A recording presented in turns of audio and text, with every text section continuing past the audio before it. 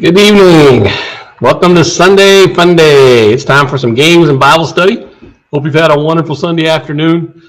And we're going to have a little bit of fun, a little bit of trivia tonight from the book of John. If you're on YouTube or Facebook, give me a quick hello in the chat. Let me know you can hear me. Let me know it's working. All my usual disclaimers. I hope you've had a wonderful day. Let me adjust this just a smidgen here. All right. I'm going to go ahead and get a cough drop ready. We had a good day at our on-site service today. We had our lunch and singing, and it was a lot of fun. We had a real good time. So, hi, Miss Judy. All right, you can hear and see me, so I know the YouTube side's working. Good to see you, Miss Judy. Hope you're doing well.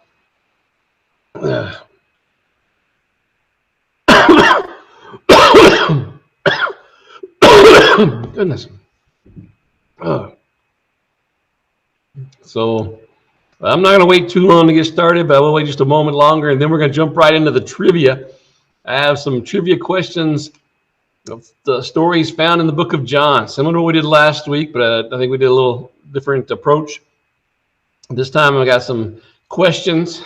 So if you've been reading through John with us, they ought to be fresh on your mind. If not, they might stretch your memory a little bit to remember, okay, where was that found, or what was that? So all right, so Miss Judy, you have your MRI on May 4th. All right, we will be praying for you.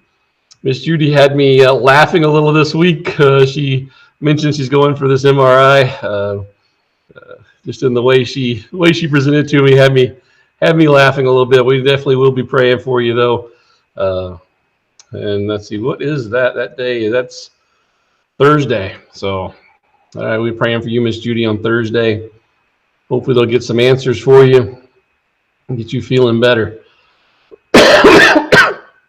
All right, well, we're going to go ahead and get started.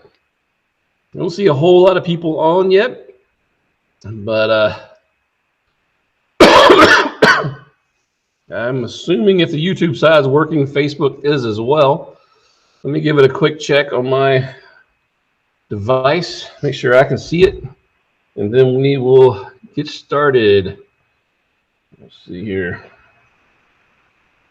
Let me pull my phone out. That's the easiest way to check it is on my phone.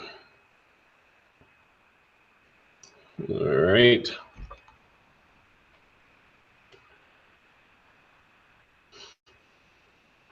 All right. It appears to be working on Facebook as well, so we're going to go ahead and get started, and people can join in when they get ready. So we're going to start it. As you may recall, when I use the trivia feature, it does the timing for us, so I don't have a chance to really slow it down or delay. So we're going to jump right into the trivia, and got a little bit of a countdown here to get started. But these are all stories from the book of John, or questions about things in the book of John. It could be a mixture, but I can't remember exactly how many there are, 7 or 8, I believe, maybe 9.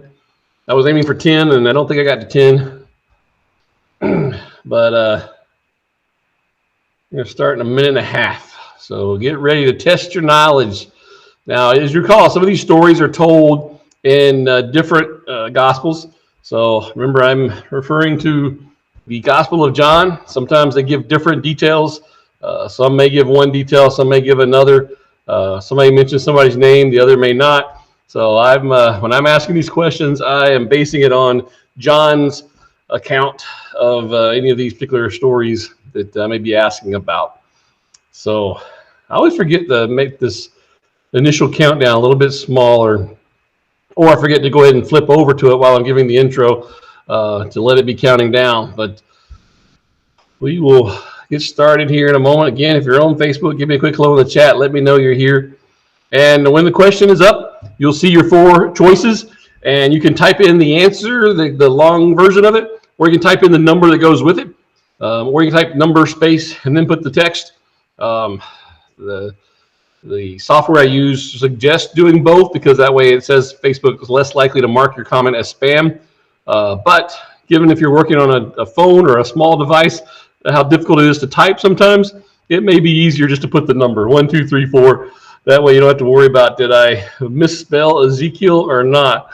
Of course, we won't have Ezekiel in tonight's questions, but just as a point of reference. So, hey, Carol, good evening. Just saw your comment there. Good to have you with us. Hope you're doing well. All right, first question of the night from the book of John. There he goes. In what city did Jesus perform his first miracle according to the Gospel of John? In what city did Jesus perform his first miracle? John tells us of a miracle that happened. And I'm going to bring this down a little bit more, put my face up a little higher on this thing. Sorry about that. And he tells about a certain miracle Jesus did. He tells us this was his first miracle that he performed. Do you remember where it was? Was it in Nazareth, Jerusalem, Cana, or Bethlehem? Where was the first miracle Jesus performed according to the Gospel of John? All right, I think we got some answers in before that question got passed. I'm seeing responses a little bit slow, so we'll wait and see how many the software caught. Hopefully it saw more of them than I did. I see Miss Judy and Carol both responding here, but mine didn't show up till after. All right, they caught both of them. Good job. So, tricked both of you on that one. It was the wedding in Cana. Remember when he turned the water into wine?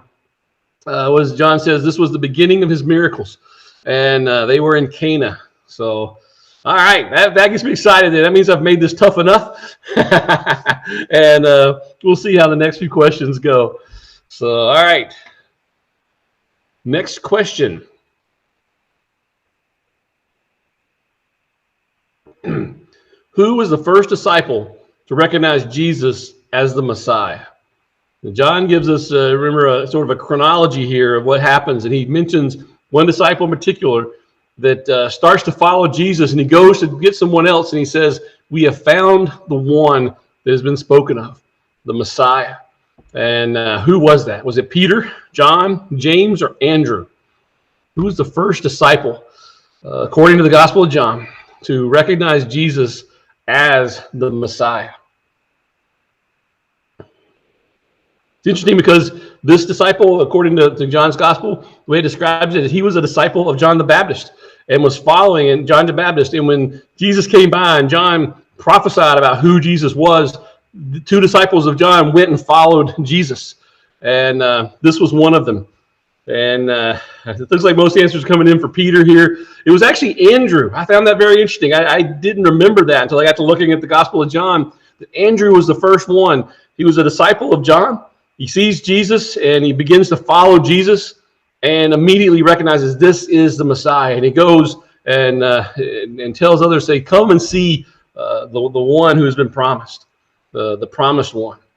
And so Andrew was the first, according to John's Gospel, to totally recognize Jesus as the Messiah. But he did so based on the testimony of John the Baptist. So in which chapter of John's Gospel does Jesus say, I am the way, the truth, and the life. No man cometh to the Father but by me.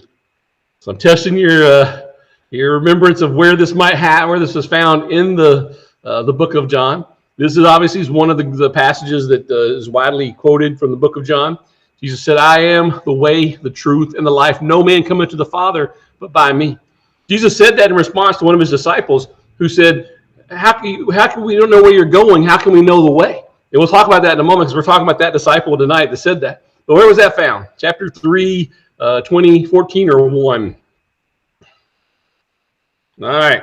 The answers are coming in, but now I can't tell which ones are for which questions. So we'll let the software tell us who voted what. And so whereabouts in the book does that happen? The very beginning, 1, 3, back at the end, 20? Nope, kind of in the middle, right there at chapter 14. So that was a tough one just because I was asking for exact chapter, but I thought that'd be kind of fun to kind of see if we could remember where in the flow of things that it was.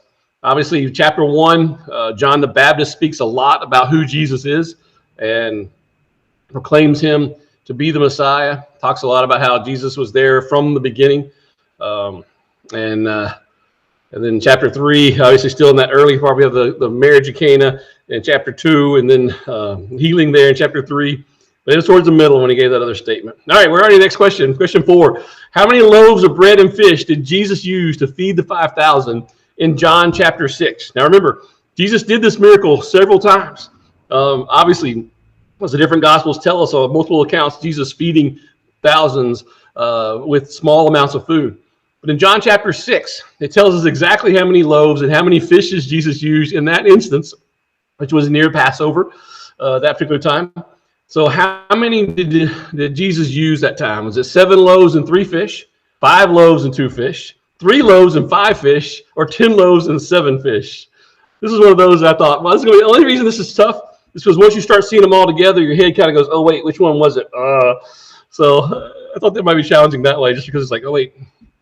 So now there were different amounts in some of the other gospel tellings. So when you go look, John chapter 6, you'll see the one we have here, which was 5 loaves and 2 fish in this case. And it's Andrew, interesting, that points out, says, we don't have enough money to feed all these people. And somebody says, well, we got, maybe it was Andrew that said, we have a boy here that has 5 loaves and 2 fish. And so in this case, that's how many he used. In another case, I think it was 3 loaves and 5 fish. Yeah, so that's from the book of John here. So all right, so we're stumping some people here. That's difficult enough, I guess. All right, what was the name of the disciple who doubted Jesus had risen from the dead until he saw Jesus himself? Was it Thomas, Philip, Matthew, or James? Which one of these disciples said, I won't believe it until I see it with my own eyes? The others were saying, hey, he's risen, and we've seen him. This disciple wasn't there when they saw him. He said, I can't believe that until I see it for myself. I think both of you, if I'm reading the comments coming in right, I think both of you have voted already and have gotten it correct. Didn't fool anybody with this one, I don't think. I'll wait till it presents the answers. I never can tell quite how long the lag is, so I don't want to say something too soon. People are still voting, and it's just like on my side that it's finished. It was Thomas. We sometimes refer to him as the doubting Thomas because he was, so I've got to see with my own eyes. I've got to put my hands in the wound. And remember how Jesus was so compassionate to Thomas, appearing and saying, here, touch my side, touch my hands. And understanding his doubt, understanding his hesitancy, and Thomas, the one that doubted there. We'll talk more about him tonight. We're going to focus on Thomas tonight with our scripture reading. All right, question 6 out of 9. At which Jewish feast did Jesus cleanse the temple in John chapter 2? Now, most people believe that Jesus did this twice, that he did it once early in his ministry, and he did it once towards the end of his ministry. And so John tells us of a time that Jesus did that. Obviously, the other Gospels tell us of a time as well. But in John's Gospel, it tells us exactly what time it was in terms of things that were happening. And they said it was a time of one of their feasts. Was it Yom Kippur, Purim, Passover, or Hanukkah? Which feast was coming up when Jesus went in and cleansed the temple? And I think both of you got this one right as well. It was the Passover. Well, I said I was going to wait. I thought it was about to pop up. John's Gospel tells us in the time of Passover was near. And Jesus is there in Jerusalem for that, because he would always go back for the Passover. That was one of the 3 feasts that the Hebrew men were required to be at. If they were at all possible, they were to be in Jerusalem for this feast. And Jesus was there. And he saw the trading that was taking place in the court of the Gentiles there of the temple, and he drove them out with a whip.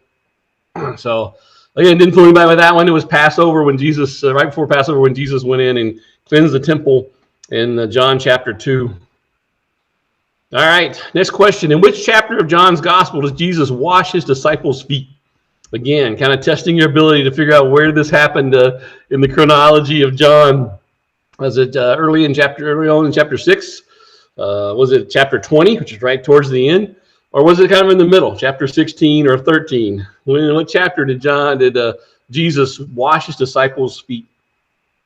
The ultimate demonstration of what he expected out of us, servicehood, serving one another. That he would get down and wash their feet. All right.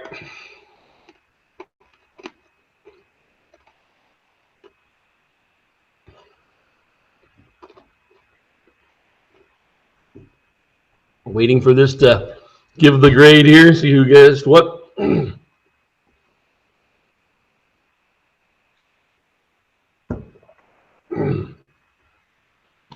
It was chapter 13.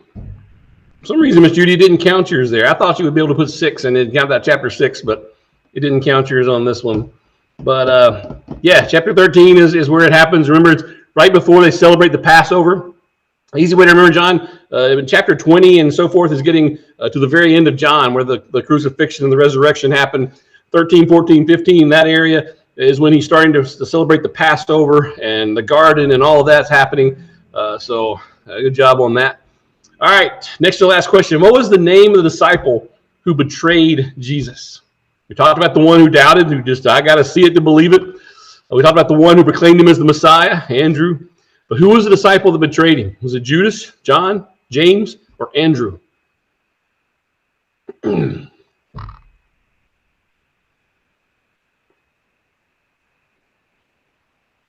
John mentions him by name, tells us exactly who it was, as does some of the others, Luke in particular.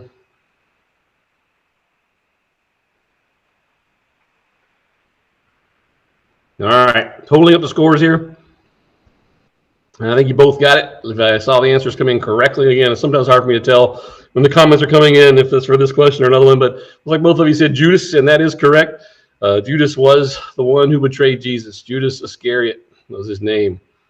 And Judas had decided he couldn't get anything out of Jesus with the plan Jesus had. Jesus wasn't interested in setting up a kingdom right here, right now, and apparently Judas wanted to be the treasurer of that great kingdom.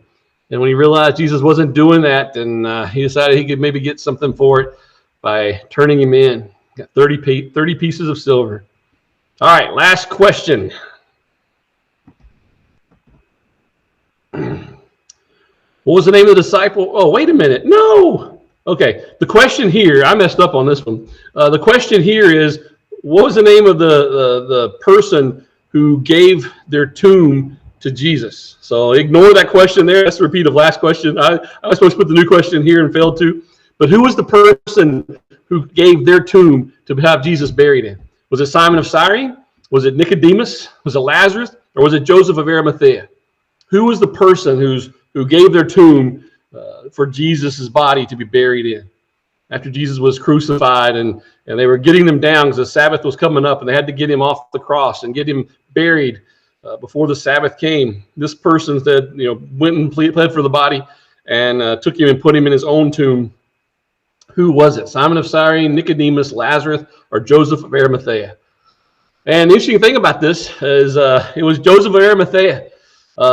Now, obviously, John tells us about the story of Lazarus. He had a tomb that was empty now because Jesus had raised him from the dead, but it wasn't his. Nicodemus was there. Nicodemus actually brought some spices, it tells us in John's gospel, and helped Joseph bury Jesus' body. But it wasn't his tomb. It was Joseph's tomb. And then Simon of Cyrene, you remember, is the one who carried the cross. They forced him to carry the cross for Jesus when he was unable to carry it any longer. And all right, so good job on that. All right, we got 5 right for Carol, 3 right for Miss Judy. Good job. Appreciate both of you playing along there. Hopefully that was fun for you. I tried to make it a mixture of things that would be really difficult and some that wouldn't be, and definitely didn't fool you on the ones that were asking for people's names. I think I got you most on the ones where I was asking for which chapters it fall into, and that's kind of a maybe a tad unfair question. I don't know, but it was fun anyway on this side. Hope you enjoyed it as well. But yeah, I mentioned we want to talk a little bit about, if I can get back to a different view here, about one of the disciples that's just mentioned in the book of John. And we talked in that trivia question about Thomas. We refer to him sometimes as Doubting Thomas. He was the one that wasn't there when Jesus appeared to them, and he told him, I said, I can't believe that until I see it with my own eyes. Well, there's a lot of information in the book of John about Thomas. And I find that interesting that he probably mentions, well, he definitely mentions more about Thomas than any of the other gospel writers. In Matthew chapter 10, Matthew is giving us a list of the disciples, and he mentions Thomas there. He says Philip and Bartholomew, Thomas, and Matthew the publican, James the son of Alphaeus, and he goes on to mention other names. Mark, in his gospel, he also gives a list of the disciples and includes Thomas. He says Andrew and Philip and Bartholomew and Matthew and Thomas and James the son of Alphaeus and Thaddeus, and he goes on to mention others. So they both mention Thomas as one of the disciples, but that's it. In Luke chapter 6, Luke also gives us a listing of some of the disciples, and he says Matthew and Thomas, James the son of Alphaeus, and Simon called Zelotes, and he goes on to mention the other disciples as well. But that's all that we know about Thomas in those Gospels. They don't mention really anything else about Thomas in those Gospels. But John gives us several different times that Thomas is mentioned. One of them is in John chapter 14. I mentioned that when Jesus said, I am the way, the truth, the life. No man cometh to the Father except by me. That was in response to a question from Thomas. And that's the passage where Jesus says, I go to prepare a place for you. And if I go and prepare a place for you, I will come again and receive you unto myself, that where I am, there you may be also. And when he says that, Thomas asked what probably every other disciple there was thinking, but maybe Thomas was the only one willing to say it. He said, Master, we don't know where you're going. How can we know the way? And that's when Jesus makes that famous statement, says, I am the way, the truth, the life. No man cometh to the Father but by me. So Matthew asked that question, Thomas asked that question.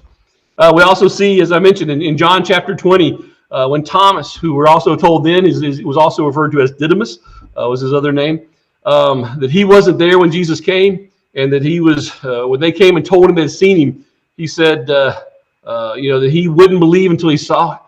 And then in John chapter 20, we see that Jesus comes and he appears to the disciples in closed doors. He stands in the midst of them. He just appears. And he says to Thomas, reach hither thy finger and behold my hands. Reach hither thy hand and thrust it into my side. And be not faithless, but believing. And Thomas said and answered him and said unto him, my Lord and my God. When I was in Chennai in India, there's a fairly substantial Roman Catholic population there. And they have a cathedral there. I shouldn't say a cathedral. They have a basilica. I don't really know all the terminology for the buildings that they use. But this place was called a basilica. And it was a fancy church. It was called Santome Basilica, the Basilica of St. Thomas. And the Catholic tradition states that Thomas, after the resurrection and after Jesus ascended back to heaven and after Pentecost, that Thomas traveled to India spreading the gospel. And that he died there in the area where I was at, Chennai. It wasn't called Chennai then, but in that area, preaching the gospel. I don't know whether that's true. That's more tradition. Obviously, none of the Bible, books of the Bible tell us what happened to all the disciples in that case. But we do have a lot of tradition that tells us what happened to different ones. And that was one of the stories about where Thomas went. I always thought it was interesting because I go into this basilica, the Santome Basilica, and you go into this church area, basically just some pews and a front, very ornate front area of the church. And right above the what I would call the pulpit, I don't know if they call it that, there's this banner. It says, my Lord and my God. And I just love that phrase because that's Thomas's response. Is he says, he doesn't have to say anything else. He just says, my Lord. You are the one that I put my trust in. We talked about this morning, that idea of giving him everything we have, of giving him, you're my Lord. You are the one in control of my life. And he says, and my God. Again, confirming that he knew him to be the Messiah. I think that's a beautiful statement on Thomas's part. That yes, he had been skeptical. Yes, he was having a hard time grasping that Jesus had died in the first place. And having a hard time grasping that he would come back to life and what that meant for the Messiah. But when he saw Jesus and he saw the compassion, the tenderness, Jesus says, reach your finger here. Behold my hands. Put your hand in the side. Touch the wound. See that I am the same person you knew before what you saw happen on the cross happened. This is me. The tenderness Jesus shows to Simon here, to Thomas here, is amazing. And Thomas responds, my Lord and my God. And so I thought it was interesting. And I want us to kind of zero in on Thomas tonight, and in particular one other passage in the book of John that tells us something about what Thomas was like. If I can get to it. And so it's in the same passage we were in earlier. Oh, I didn't write down the reference here for all of you. So I will pull it up. It's going to be John chapter 11 because it's the same passage we were in this morning. But it's just a little bit before what we started reading. Had to stop and think about that for a second. It's a little bit before what we started reading. This is John 11. We're reading verses 3 through 16. So this leads up to where we came in with our passage this morning. In John chapter 11, verse 3, it says, "Therefore his sister," talking about Lazarus' sister, "his sisters went unto him, saying, Lord, behold, he whom thou lovest is sick." So they're telling Jesus that Lazarus is sick and he needs healing. Then Jesus heard that. He said, "This sickness is not unto death, but for the glory of God, that the Son of God might be glorified thereby."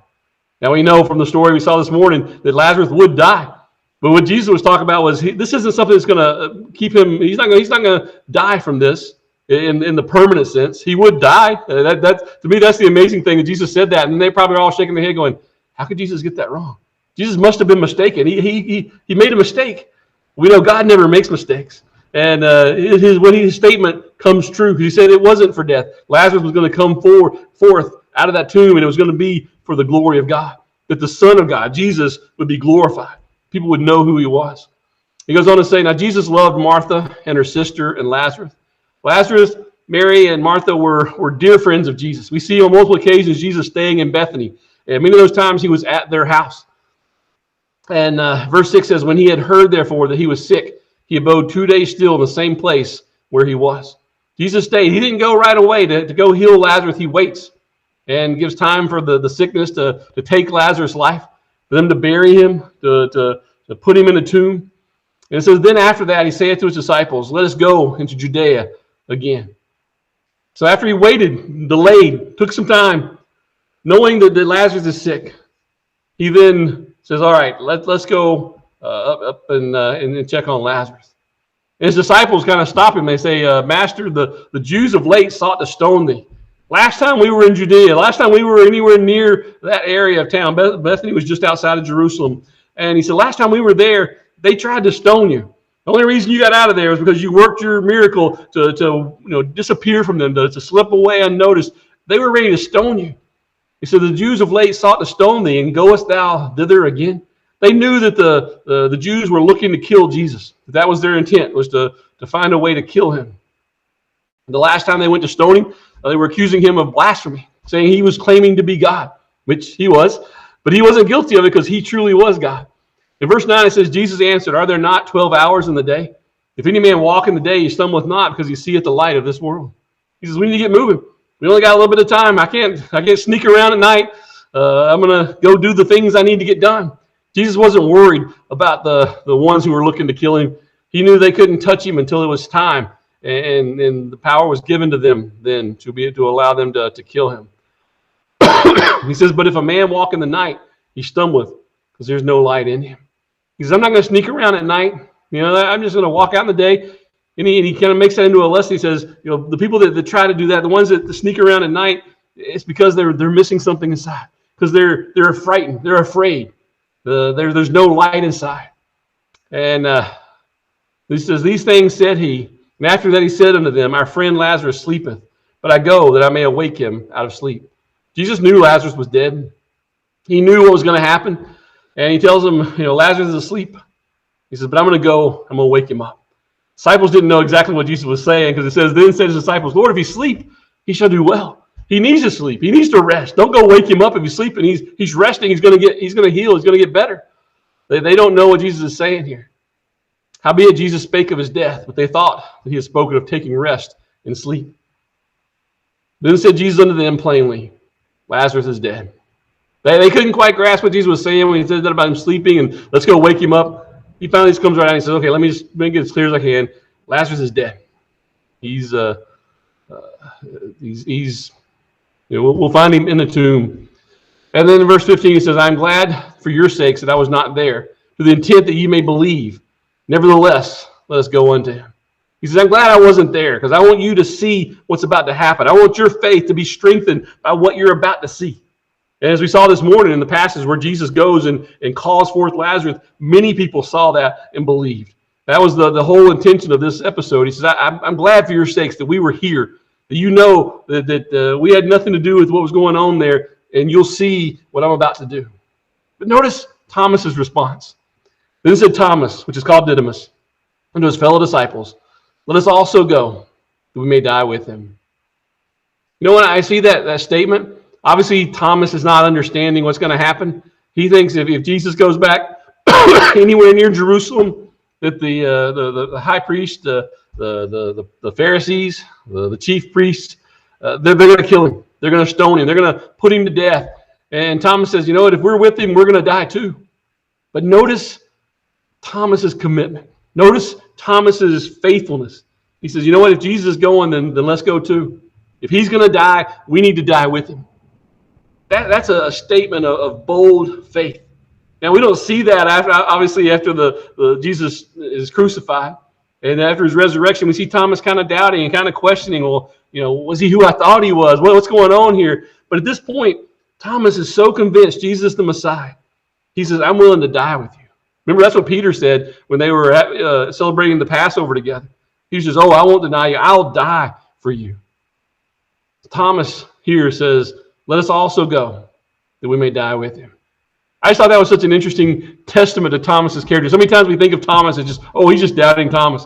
No, Thomas was a man of great faith. Thomas was a special man, someone who truly believed in God. He was the one who was willing to ask Jesus the question when Jesus said that about, I'm going to build a place for you. And Thomas said, we don't know where you're going. How can we know the way? Give us more information here. He was the one who was willing to speak. He wanted to know Jesus. He wanted to know what was happening. And he was even willing to die for his Savior. So I just thought I'd bring that out. John's the only one that tells us all of this. All the other gospel writers just give us a name, Thomas, as being one of the disciples.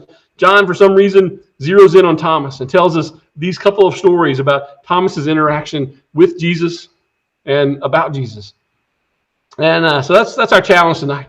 Do we have the kind of faith Thomas had? While we may not quite understand what Jesus is doing, we may not understand what he has in store. So you know what, Jesus, I'll follow you even if it means my life. I'll follow you even if it means things that I've pursued and sought after for so long fall to the wayside. I'll follow you no matter what happens, no matter the risks. I'll follow you. It goes hand in hand with what we see a few verses later that we talked about this morning in our morning service about surrender to Jesus. Say, okay, I'm going to let you lead. I'm going to follow what you say do. I'm going to let you set my priorities where my priorities need to be. And if it means my life, then so be it. I give it all to you. And that's a beautiful testimony of someone who was giving their everything to Jesus, had given up their home and had walked away from everything they knew to follow him around for all these years. It was one to say, you know what, if he's going, I'm going with him. I think he's going to end up dead from it, but I'm willing to go with him and die with him if that's what it takes. Let's be a Thomas this week. You don't hear that so much. Thomas gets the bad rap. Let's be a Thomas. Let's follow Jesus, no matter what it means for what we think should happen or shouldn't happen. Let's just give him our all. So I'm going to follow you anywhere, even if it means the death. Miss Judy asked, how did Thomas get the nickname the twin? Yes, because I think that's what Didymus means, isn't it? I need to look that up and make sure before I say that. But yeah, apparently he had a twin. But I don't know, Miss Judy. Beyond that, I'm assuming he just had a twin. But I don't really know any more information other than that he was called Didymus. And so, all right. Well, I hope you guys have a wonderful week. I hope this was encouragement to you, a different way of looking at Thomas, a different way of thinking about that character than what we see just in that one passage of him doubting. He was a man of faith. He was a man that was totally and wholly committed to the Messiah, to following Jesus. And you know what? That's what I want for my life, and I hope that's what you want for your life. Let's go follow him every day. And I hope you have a wonderful week. If I can be of any help to you, don't hesitate to reach out. Give me a call, text message, a Facebook message, whatever works best for you. I love you guys, and I'll talk to you soon.